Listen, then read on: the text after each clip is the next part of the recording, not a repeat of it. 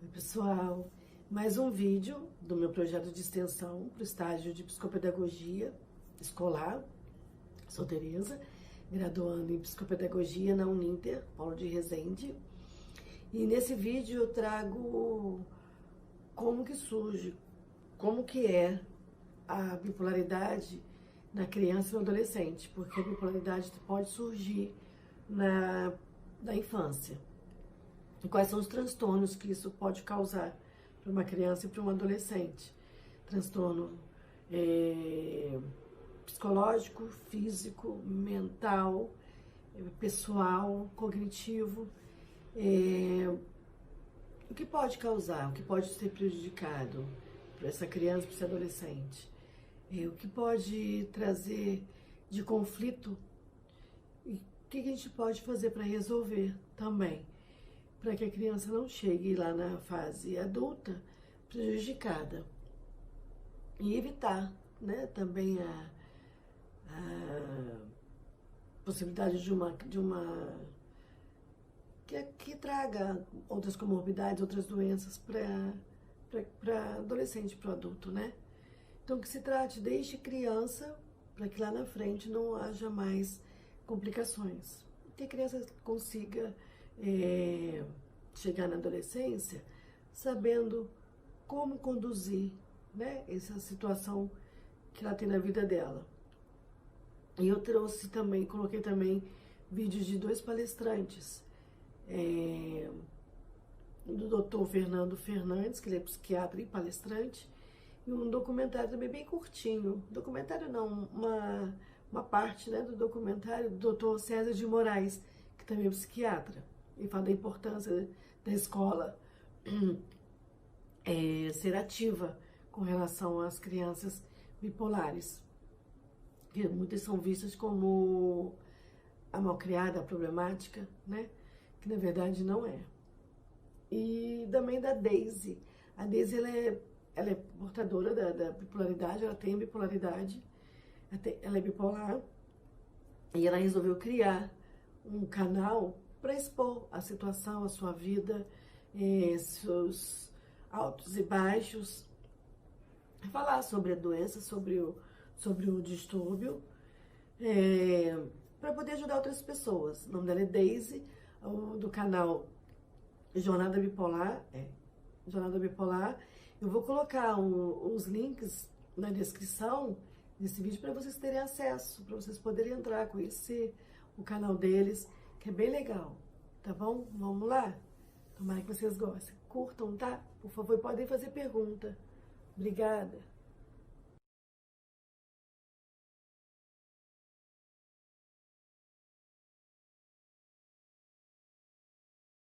O transtorno bipolar é uma doença muito complexa e pode acometer qualquer pessoa em qualquer idade, inclusive na infância ou na adolescência. Fique atento, esse é o assunto desse vídeo.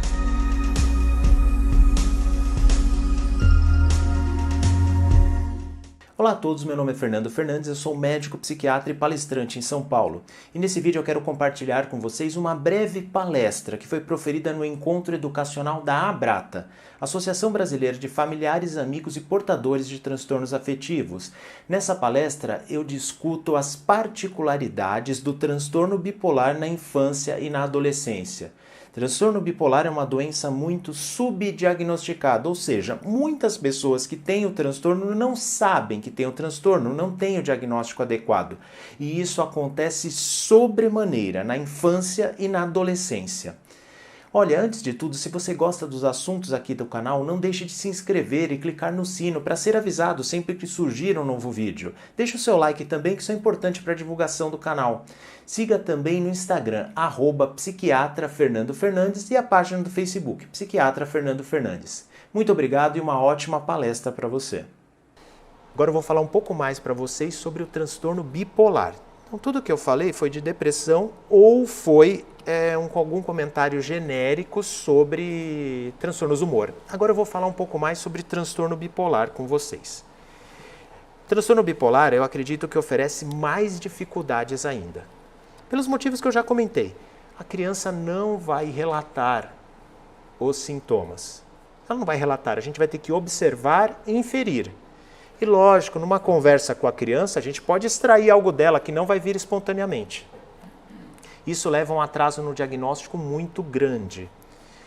Uma coisa que portadores de transtornos afetivos que se informam sabem é que um atraso no diagnóstico do transtorno bipolar é de 10 anos em média. Se o transtorno bipolar começa na criança, esse atraso é maior ainda. Imagine uma pessoa sofrendo por 10 anos ou mais, no caso da criança, com a doença sem ter um tratamento adequado, muitas vezes sem saber que está doente.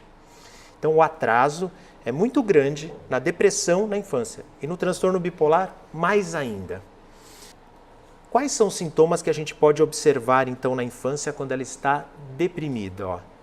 Apatia, desinteresse e tristeza. A criança não relata. A criança não relata. Ou muitas vezes relata por imitar um adulto que está falando que está triste e tal, mas ela não tem esse discernimento adequado para diferenciar um sentimento de desagrado, um sentimento de aborrecimento, um sentimento de tristeza, de irritação. Até adultos, muitas vezes, que não têm esse autoconhecimento, conseguem discernir, quanto mais uma criança. Então você observa. Uma apatia, você percebe que ela não tem interesse mais nas coisas. Apatia, desinteresse. Alterações do sono são menos frequentes na criança, mas alterações na alimentação podem acontecer. Lógico, né? Se toda criança que não quer comer verdura tiver problema de depressão, não é isso que eu estou falando, né? Agora, uma criança que perde o apetite, não quer comer, começa a perder peso, vamos ter cuidado com isso, né? Agora, já mais específicos do transtorno bipolar, alterações muito rápidas de humor. A criança ela tende a apresentar alterações mais rápidas do humor que o adulto. De manhã está triste, por exemplo, fica feliz à tarde, à noite está triste e irritada de novo. Aí você percebe, pode ser um dia ruim, um dia que ela está mais agitada, um dia diferente na vida dela. Mas no outro dia acontece a mesma coisa e no outro dia acontece a mesma coisa. Então essas alterações bruscas e rápidas, a gente precisa atentar para isso. Isso já pode ser o quê? Uma forma de manifestação do transtorno bipolar na infância, que na infância as fases não são tão definidas como no adulto. Então guarde isso. Se as fases são bem definidas na criança, a gente está diante de um transtorno bipolar muito clássico e muito grave. Em geral, a criança ela mistura os sintomas, aquele quadro chamado quadro misto, quando mistura os sintomas da depressão com os sintomas da mania. Eu queria destacar uma coisa com vocês aqui. É normal no desenvolvimento, no final da infância e na adolescência, o desafio aos limites. Isso é uma coisa normal. E tem que ser assim. Tem um psicólogo americano chamado Jordan Peterson, que ele tem como uma das regras de ouro, é assim, deixe as crianças em paz andando de skate. Que é o quê? Ele fala que, ele usa essa imagem assim, né, em forma de brincadeira, mas é uma brincadeira séria, que ele fala assim, é normal da criança e do adolescente desafiar os limites. Isso faz parte do desenvolvimento da autonomia e da independência dela, esse desafio dos limites. Só que se isso está muito exagerado a ponto de cometer transgressões, aí é a hora da gente observar que tem algo aí que precisa ser mexido, tem algo aí que precisa ser contido. O exagero nisso, gente, vai podar o desenvolvimento da autonomia da criança. Esse desafio, essa iniciativa da criança em desafiar os próprios limites, coisa que se exacerba na adolescência, é normal. É absolutamente normal. Por isso que ele brinca, né? Deixa a criança andar de skate em paz. Porque ela vai começar com uma manobra pequena, depois vai para uma manobra mais arrojada, depois ele vai querer ir numa rampa, né? Agora, se esse tipo de desafio à realidade se transforma em transgressão, gente, aí a gente pode estar diante de uma alteração aí, comportamental, ou se isso ocorrer em fases, de uma fase de humor mesmo, que o jovem pode estar mais excitado. Outra coisa que eu falei para vocês, faz parte do desenvolvimento normal, não se afastar e se isolar da família, mas muitas vezes, né, se desapegar um pouco da família, pelo menos por um tempo, para conviver em outros círculos. Isso é absolutamente saudável. Agora, muitas vezes no adolescente, quando a busca por esses círculos está ligado à transgressão, por exemplo, consumo de drogas, está ligado a atitudes perigosas, ilegais. Estamos diante de um problema ou de comportamento e, repito, se isso acontecer em fases, pode estar ligado também a alterações de humor, de busca por uma excitação maior, que foge um pouco ao desafio normal que jovens e adolescentes têm que ter. Repara, gente, eu estou trazendo mais para vocês, mais coisas para pensar do que respostas prontas. Porque muito do desenvolvimento da criança e do adolescente pode ser confundido, né, com o transtorno de humor. Onde que a gente tem que se apegar? Primeiro, quando as coisas estão muito exageradas. E segundo, quando as coisas acontecem muito juntas. O diagnóstico dos transtornos de humor, eles são sempre sindrômicos. O que é isso? É sempre um conjunto de sintomas que faz o diagnóstico. Então, atitudes isoladas, sentimentos isolados, comportamentos isolados, eles não fazem diagnóstico. Mas quando as coisas começam a se combinar e, sobretudo, fogem ao comportamento normal do jovem ou da criança, aí a gente tem a nossa atenção, né? Aí precisamos dar a nossa atenção. E se não fossem todos esses complicadores, tem mais um ainda. É que muitas comorbidades ou diagnósticos diferenciais podem acontecer. Então é muito comum, por exemplo, confundir sintomas do déficit de atenção com o transtorno bipolar. E para piorar, os dois podem acontecer juntos por vezes. Então esses são complicadores. Aí, obviamente, só um profissional experiente para fazer essa diferenciação. Mas aí é uma dificuldade. O que eu falei para vocês, transtornos de conduta podem ter mesmos comportamentos que um episódio maníaco.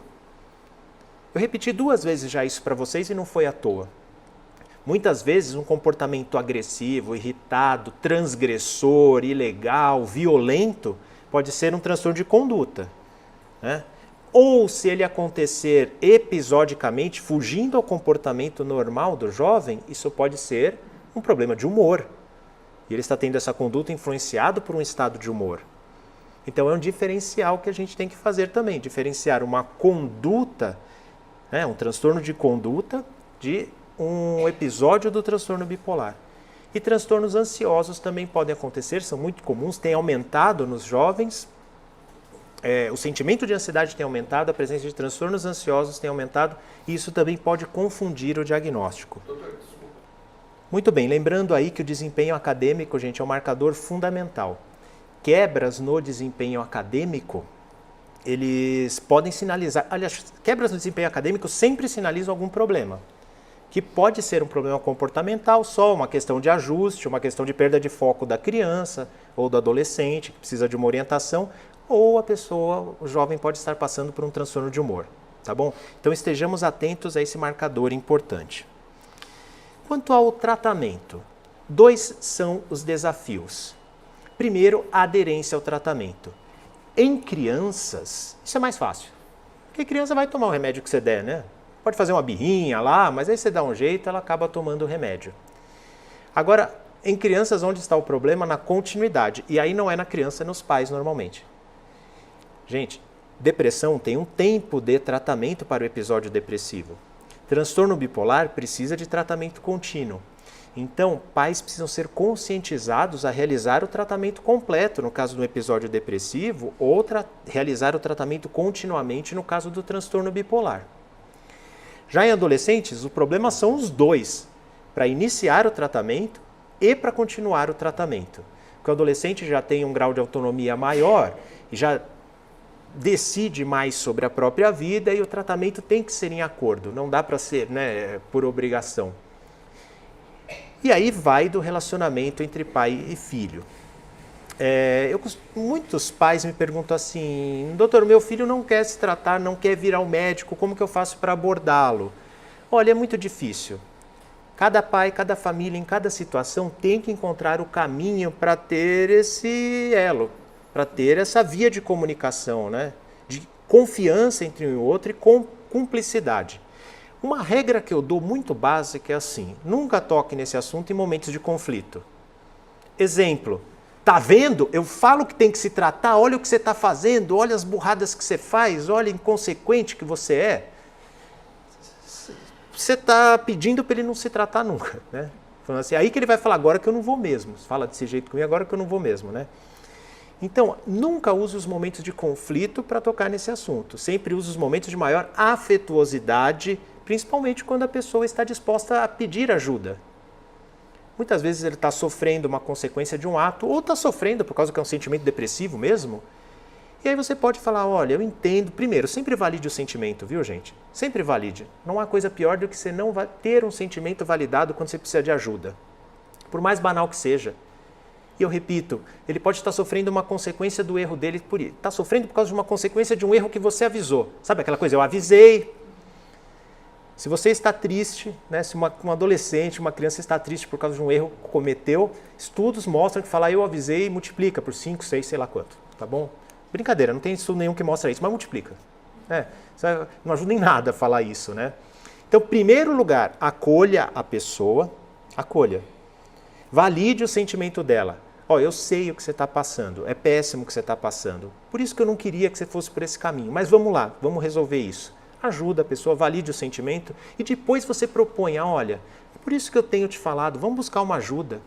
Vamos buscar uma ajuda, vamos ouvir o que o profissional tem a dizer. Eu estou percebendo que isso está se repetindo. Acho que vamos lá, vai valer muito a pena. Então, olha só, em primeiro lugar, valide o sentimento. Não dê lição de moral quando a pessoa estiver em sofrimento e buscando ajuda, né? Valide o sentimento e aí sim você encontra uma brecha de cumplicidade para fazer uma orientação que você queira fazer. Cada um tem que encontrar o próprio caminho para isso. Às vezes não é fácil, mas essas dicas podem ajudar.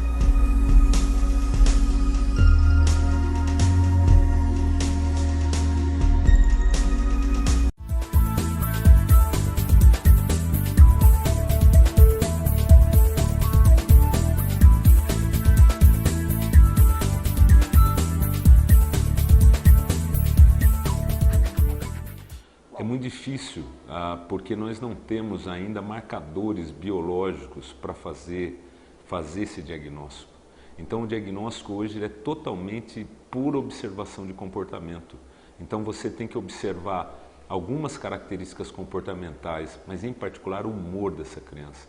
Você verificar sentimentos de tristeza, de perda de prazer, de desânimo ou o oposto, sintomas de muita alegria, agitação, ativação, ou mesmo sintomas de explosividade, de irritabilidade. Todos esses são fenômenos ligados a transtornos de humor na infância, mas você requer ali bastante conhecimento de psicopatologia para que a gente possa fechar esse diagnóstico. Evidentemente tem um tempo desses sintomas se manterem ao longo da observação e também tem que gerar impacto. Todos nós mudamos de humor ao longo da vida. Ninguém tem humor 100% estável, mas a intensidade, a frequência, o impacto desses sintomas é o que caracteriza os transtornos de humor.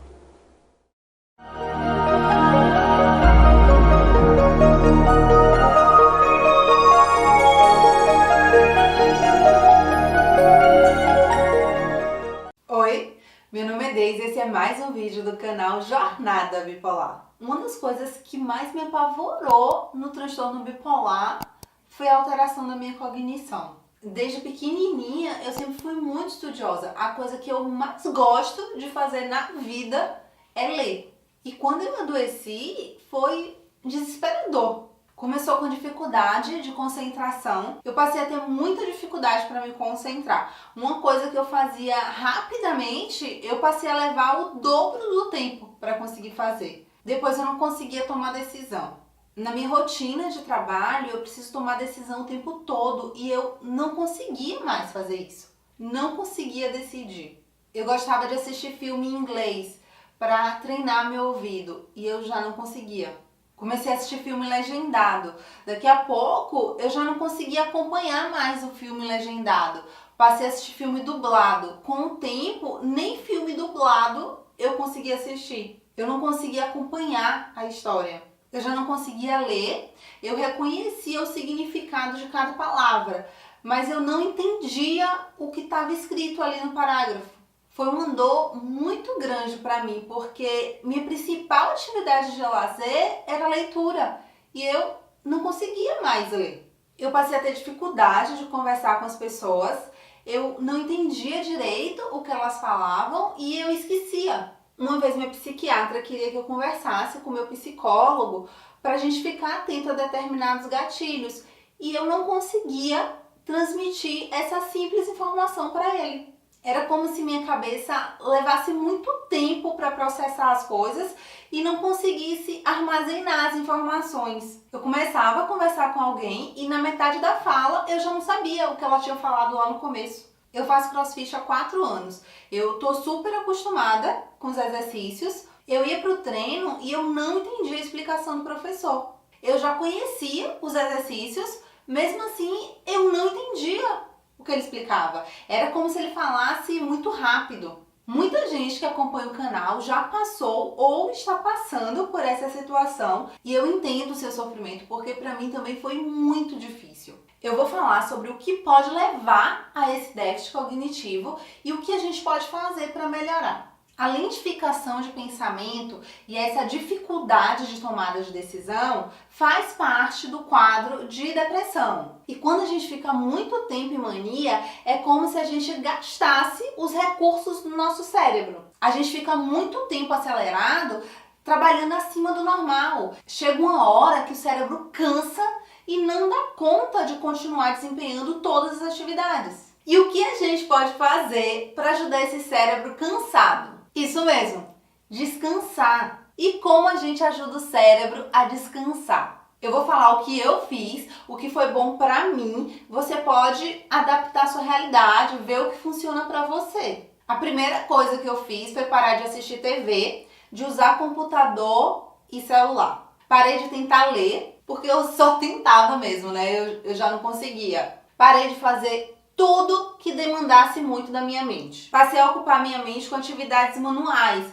Eu fazia artesanato, ia tomar sol no banquinho da praça. Na minha cidade tem muitas atividades culturais gratuitas. Então, quando tinha, eu ia fazer uma aula de yoga no parque, uma aula de dança. Basicamente é isso, gente. O que eu fiz foi descansar minha mente enquanto dava tempo para ela se recuperar. Os suplementos ajudam muito nessa recuperação. Tem um vídeo no canal só sobre suplementos para a mente. Outra coisa que pode afetar nossa capacidade cognitiva são os medicamentos. Tem gente que não consegue raciocinar tomando topiramato.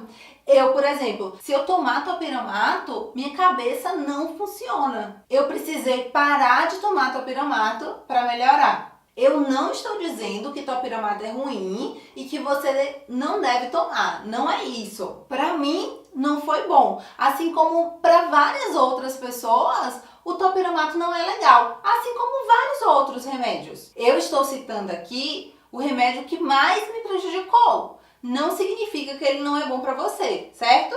O outro fator que leva ao comprometimento cognitivo é a lesão cerebral. É o dano na estrutura do cérebro. Quando a gente passa muito tempo em crise sem tratamento, nosso cérebro pode sofrer um dano irreversível. E isso pode levar a um comprometimento cognitivo que não melhora. Por isso é extremamente importante não abandonar o tratamento. Se nesse momento você está com déficit cognitivo, muito provavelmente seu cérebro só precisa de repouso e nutrientes para se recuperar. Isso é o mais importante. A outra questão é checar com seu médico se os remédios que você usa podem causar esses efeitos colaterais. Espero ter ajudado, fiquem tranquilos. Eu já passei por esse comprometimento cognitivo e eu me recuperei. Com as medidas adequadas, você também vai se recuperar. Se você acha que esse vídeo pode ajudar alguém, compartilhe, deixe seu comentário, ele é muito importante para a manutenção do canal. Se você quer que eu faça um vídeo com a sua dúvida,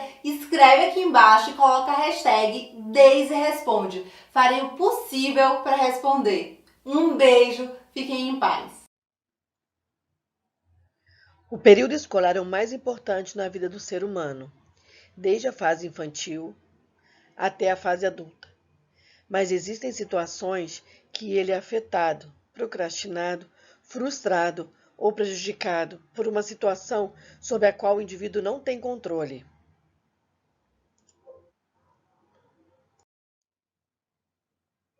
A criança ou o adolescente bipolar na escola é aquela que não quer participar da aula, não faz as atividades, é rude com os professores e se envolve em conflitos, e não mantém bom relacionamento com os colegas.